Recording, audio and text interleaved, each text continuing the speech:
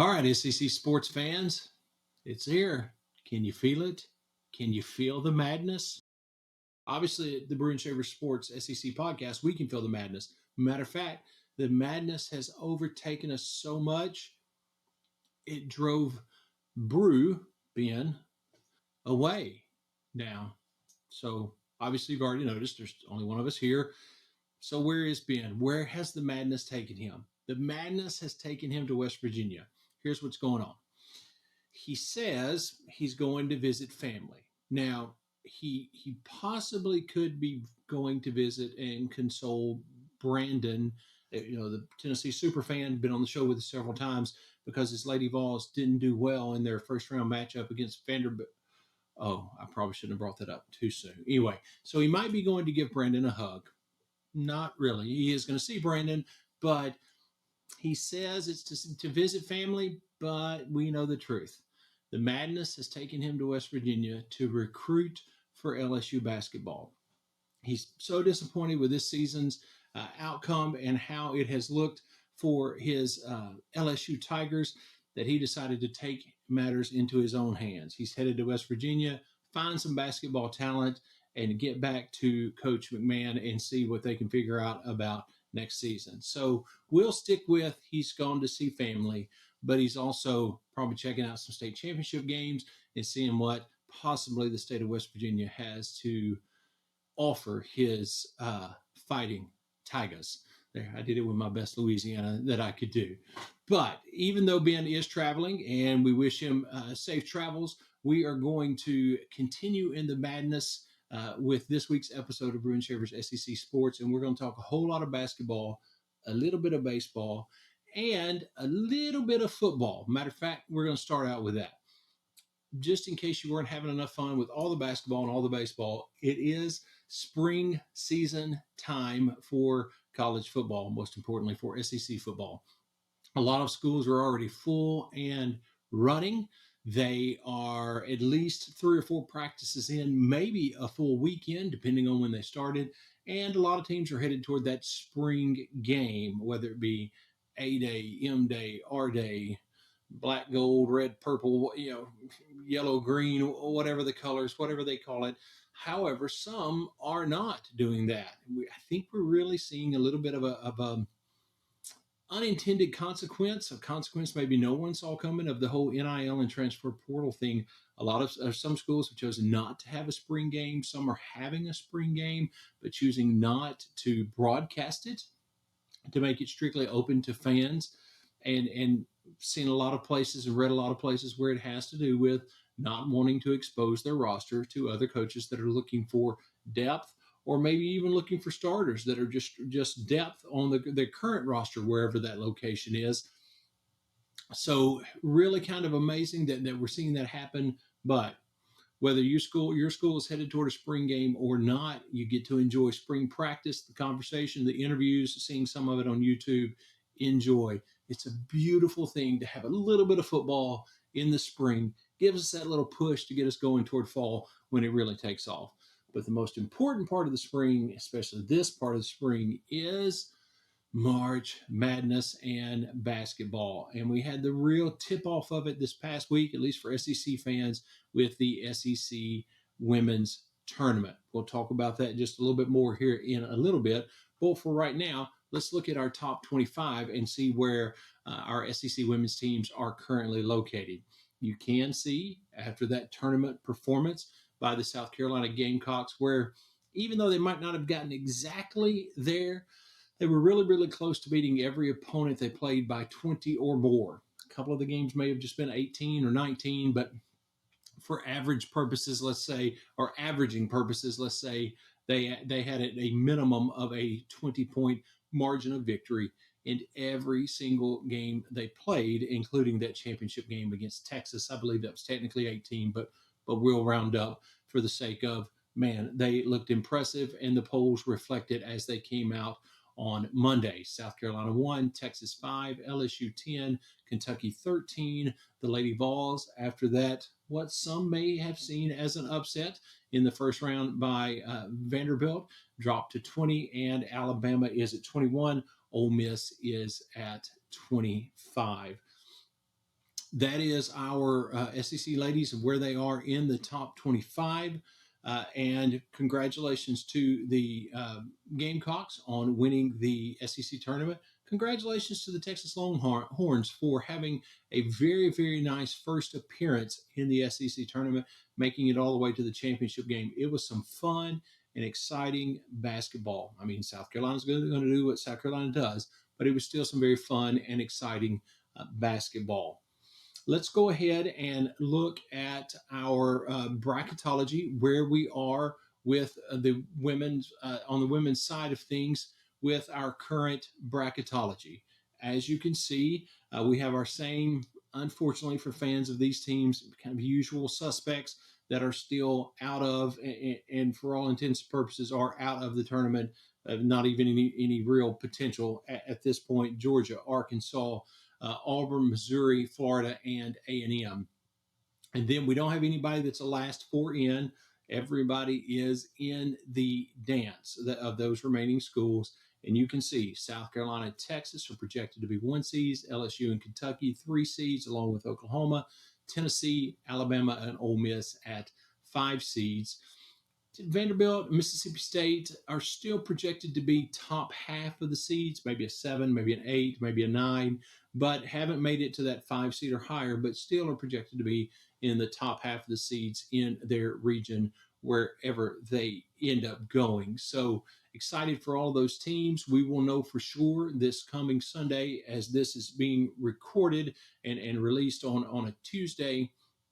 We will know on Sunday, March 16th, exactly where all these teams are going, because it is Selection Sunday for both men's and women's basketball. So we will know for sure on that date coming up this Sunday what their exact placement are. But as for bracketology purposes, this is where we see and the experts see where these teams will land and who will be in the tournament. So good luck to all of them on Selection Sunday.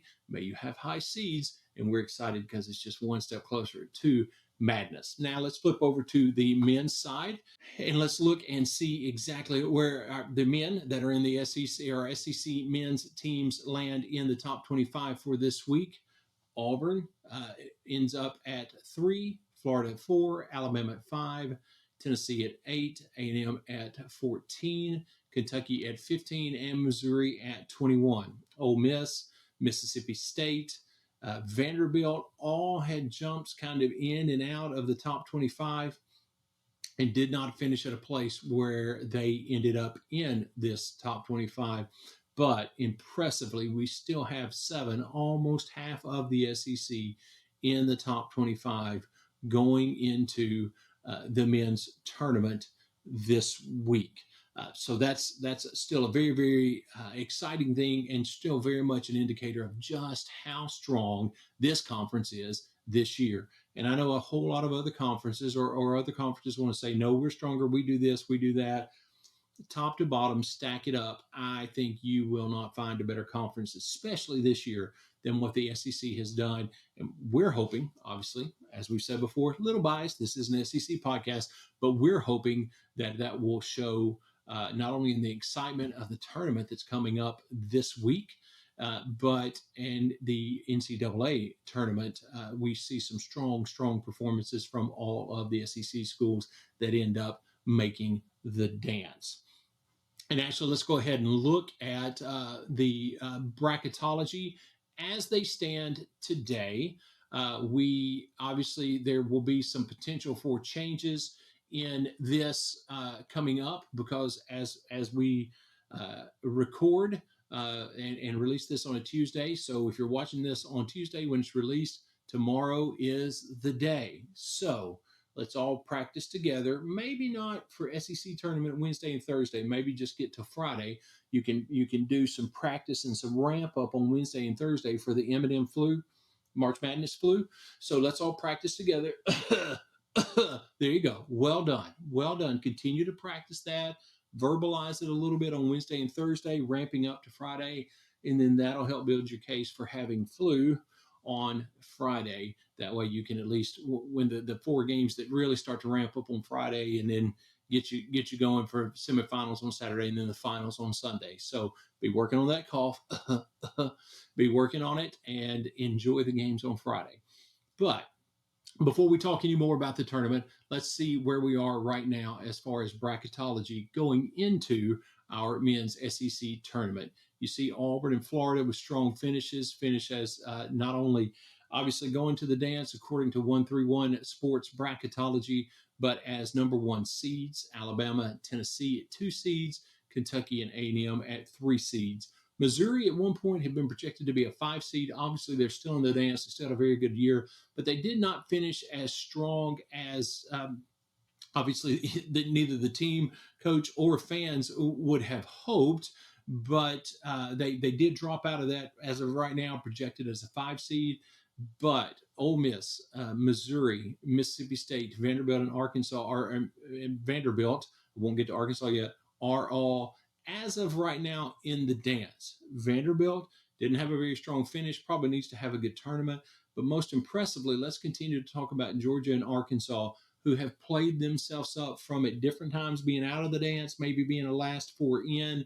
They are, as of right now, again, according to 131 Sports Bracketology, they are in the dance, and got to give props to the Oklahoma Sooners, who are looking like they could, at least for bracketology purposes right now, our last four in. A good, strong tournament performance would probably help that.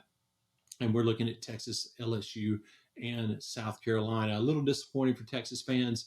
LSU and South Carolina, neither of those teams have had the kind of year that they would have hoped to have had, but it's been kind of consistent. Texas was a little up and down, looked like they might have a shot at different times, and really kind of fell short during the process of the ending of the season, and did not have the strong finish that you would hope. As a matter of fact, from February 1st through the end of the season, Texas only was less than a 300 winning percentage. They lost almost 70% of their games from February 1st through the end of the year, and LSU and South Carolina. They all three of those teams really just continued on a downward spiral or a downward slope, and Texas really took off on one. And so we see those three teams just not being very strong and not in the tournament as things stand today. Of course, LSU and South Carolina, neither one will be in the tournament, but Texas most likely will not either. It would really take something pretty incredible in the tournament, like winning it probably, to get in. Nonetheless, there they are. The three teams that performed the worst from February 1st to the end of the season are also the three teams out of the conference. Now, on the flip side of that, we have let's look at the tournament bracket, and you see we have our top four teams: Auburn, Tennessee, Florida, and Alabama, that all have two byes to start off the tournament. They get to watch all the excitement on Wednesday and Thursday. And not a coincidence, but three of those four teams were the strongest performing teams from February 1st through the end of the year. All three had a 700 or higher winning percentage. Florida actually being at the top with an 820 or an 82% winning percentage. So Auburn, Tennessee, and Florida were your top three finishing strong teams. So they are coming into the conference championship or the conference tournament on a absolute run. And that's kind of bad news for the rest of the conference. Nobody wants to see that. But if you're one of the other teams, if you're Auburn, Tennessee, or Florida, of course you want to see that. But none of the other teams do. So on Wednesday, we have South Carolina, Arkansas, Texas, Vanderbilt, LSU, Mississippi State, and Oklahoma, Georgia. Then on Thursday, you have Ole Miss, A&M, Missouri, and Kentucky, all four waiting to see who wins those first round games. And then, as we said before, the teams that have the two byes are Auburn, Tennessee, Florida, and Alabama. And I got to tell you, I know that Auburn, or rather Florida, is by no means an easy run or getting into the, having Florida in your part of the bracket is not an easy run, nor is having Auburn. Obviously, nobody wants to face the Auburn Tigers in Janai Broom. However, when you look at Tennessee Vanderbilt or Texas Vanderbilt or Oklahoma Georgia, to know that if you win your first round game, your prize for winning those games is A&M or Kentucky. And yes, Vanderbilt does have a win over A&M this season, but I don't know any team that wants to try to do that twice, and that would be what Vanderbilt would face. And then if you are whoever wins those first round games gets to the second round game, if you beat A&M, if you beat Kentucky, whatever part of the bracket you're in, your prize is congratulations. Here's Tennessee or Alabama. I just would not want any part of that if I was any of those four teams, and that's a very, very tough draw. That being said, if you're wanting to improve your seed, if you're Oklahoma, go from last four in to definitely being in, for any of these teams, Texas, that makes their run to try to win the tournament and get in even more impossible. But if you're the others, if you have a strong showing, if you win over an A&M or a Kentucky, if you win over a Tennessee or an Alabama and end up in the semifinals or even in the championship, that has to improve your seed and show the strength of your team. So it's a tough spot, but it also has the most to gain. Most importantly, what we know is it's all exciting because it is all SEC basketball, and we cannot wait to see it. Again, if you're watching this on Tuesday when it's released, look out. Tomorrow is the day. I'm excited. I know you're excited.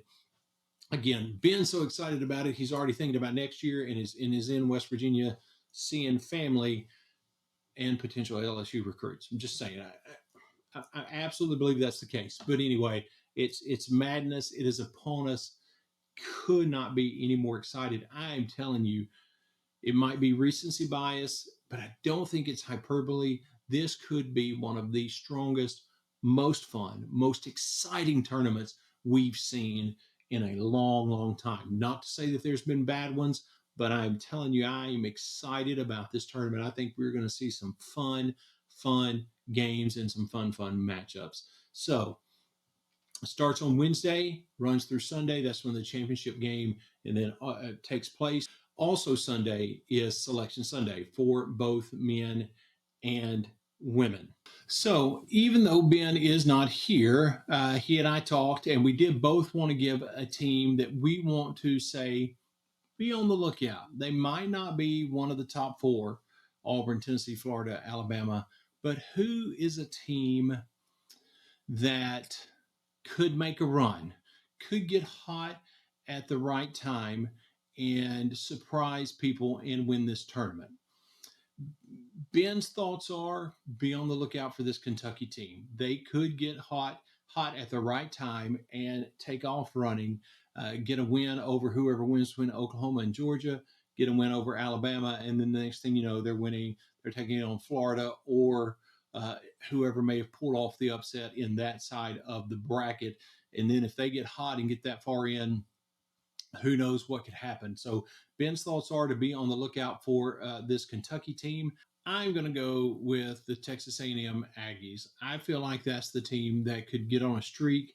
I know they would have to go through Tennessee and Auburn to pull that off, but I really feel like it's a positive what they have done in the past under Buzz Williams. He has the ability and has a track record of getting his team ready in the right way at the right time when it comes to this tournament. So I feel like that is a team to watch that could surprise some people. So Ben wants you to keep your eyes on Kentucky, see what they possibly could do to pull off a surprise, and I am going with A&M. Regardless of who the surprises are, upsets, no upsets, whatever it is, the one thing we know for sure is it's going to be exciting SEC basketball from Wednesday all the way up through Sunday, and I can't wait. And I know you can't either. We're all in this together, loving some SEC sports, specifically right now, some SEC basketball, and that is truly the start of the madness. Women's tournament was fun to watch. Men's tournament's going to be great to watch. And then we head into national madness, where hopefully our SEC teams show the rest of the country exactly what we've been talking about all season.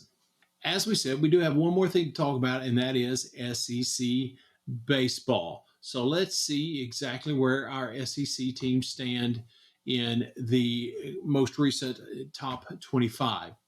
You can see LSU is at 1, Tennessee is at 2, Arkansas at 3, Georgia 4, Florida 7, Texas 11, Oklahoma 12, Ole Miss 13, Vanderbilt 16, Alabama 17, A&M 19, and Auburn 25.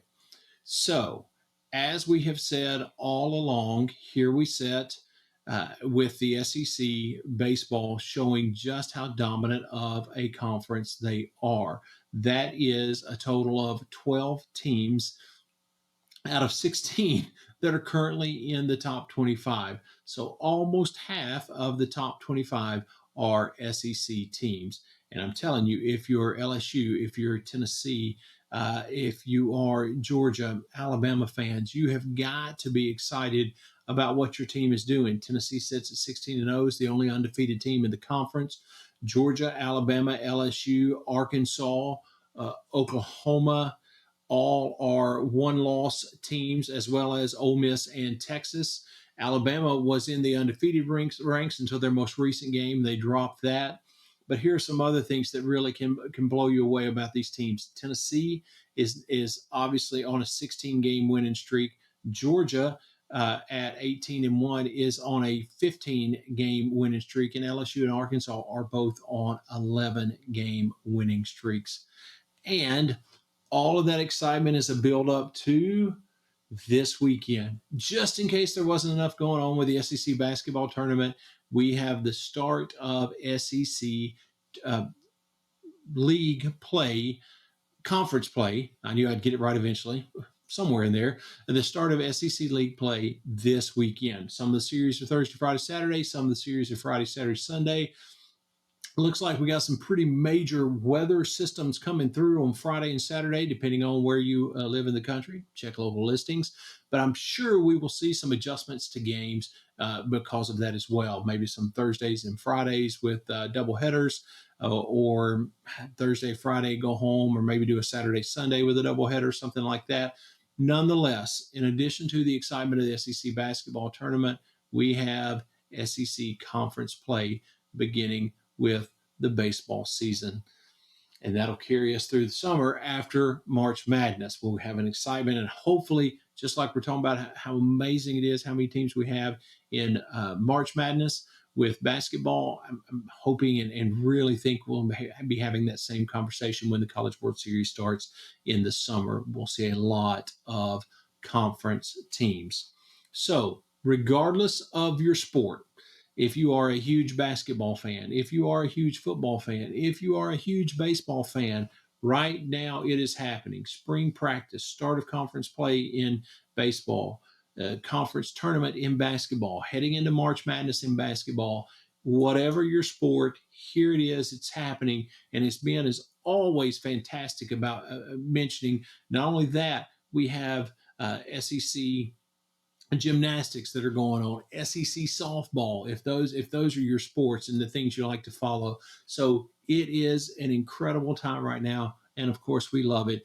And we'd love for you to subscribe and hit that notifications button so you can continue to be a part of the conversation with us. Next week, I promise, Ben will be back and we will be brew and shavers in the flesh again next week. And hope Ben has safe travels. In the meantime, please hit that subscribe button. Please hit the notifications button so you're made aware when we have new episodes coming out. And most importantly, tell a friend. Send a link to somebody. Let them know that you watch these two guys that might be a little bit goofy, but really enjoy SEC sports and create a good conversation about it. And we want you to be a part of it. Tell a friend you want them to be a part of it too. The more we have being a part of this, the more we all get to enjoy it. So please sure and tell a friend. in the comments, tell us who's your surprise team. Who do you think is going to win the SEC championship? Who's could be a dark horse going into March Madness? Whatever it is, let us know in the comments. We'd love to talk about it. Enjoy the conference tournament. Enjoy SEC baseball, and enjoy Selection Sunday. Until then, take care and have a great week.